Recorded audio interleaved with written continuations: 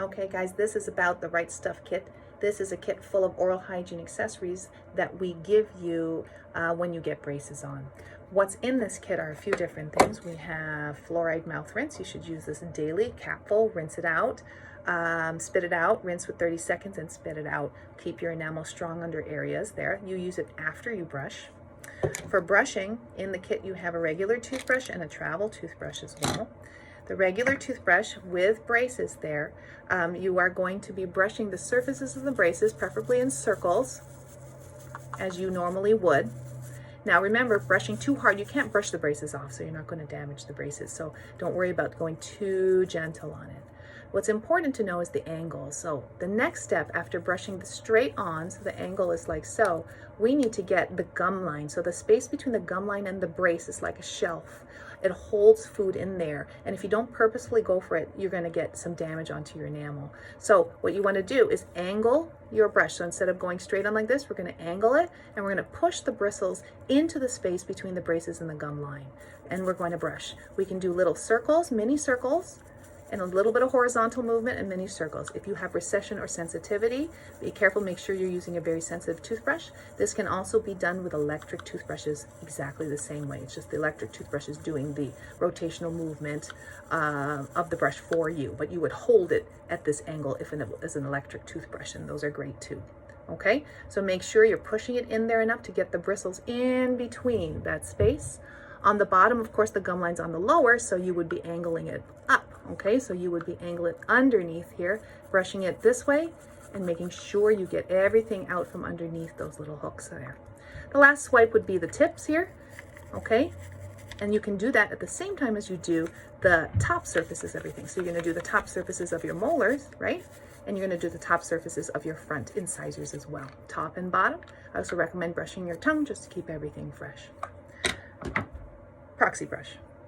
Another brush here, and you open it there. There's various designs, but you open it. It's a small brush on a wire that bends. You can use the handle like so, and you can bend the wire the way you want it to orient around your braces. So this allows you to get in between the arch wire and the tooth surface. So you can see I went inside like so, and you can brush vertically. You can go over top of it here. If your gums are a little sensitive to the full brush, maybe you use this one to get to the gum lines. But either way, you want to make sure your gum lines are clean and in between under your wire is clean. Okay? Also in the kit is flossing. This is a pack of floss threaders. Okay? And that's what this little blue thing is here. Really what it is a threader that has a stiff end, and you're going to thread some floss. So there's floss in your kit as well. Take a long piece of floss, put it on there. So you would have your piece of floss and you would thread it through this hole, and you're going to have some floss threaded on there.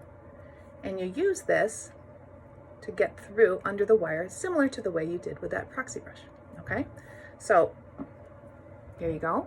You have your sew, and just like that, you get under the wire, and it just helps you pull the floss through so that you can floss the contact. Okay. If you're able to do it without the floss threader, you can just do that, but this just helps you floss it through there. The other product is Super Floss. These are also available in stores, but this just has the floss attached to the floss threader stiffer end, so just is a little bit more convenient. However, these are reusable, so you can use this with any type of floss. Last thing in there is orthodontic wax. So if anything starts rubbing or irritated, or your cheek has an irritation somewhere, you can use wax to smooth out the area as it gets used to it. Some people choose not to use it because that's how the soft tissue surface gets used to any abrasion area in that spot. So if it's a little irritated, it does get used to it and goes away. But in the interim, you can use wax, which is a little ball softened, a little piece taken off, soften it up, and smush it on the side of the area that's bothering you. It can be used for loose braces as well, because it can secure it there if it's just bothering you and just buy you some time. And we can get more of that for you, and that's pretty easy to use with that. Try to use it on a dry surface if you can, so swallow, don't put it on a pool of saliva if you can. So with that said, that's the Right Stuff kit. We'll see you soon. Thanks.